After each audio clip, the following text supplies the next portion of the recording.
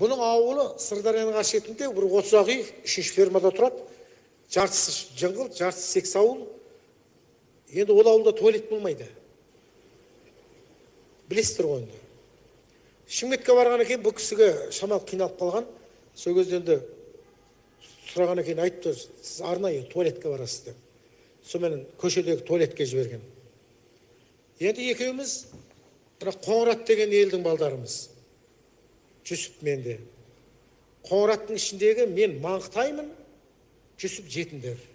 Бір ұруды дәріптеп атқан жоқпыз негізі. Мен Маңғытаймын, Жүсіп жетіндер.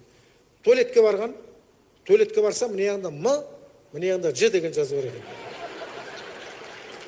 Сосын жүкең ойлап, мынаға Маңғытайлар кіреді екен, мынаға жетіндерлер кіреді екен деп. Сен жыға кірген.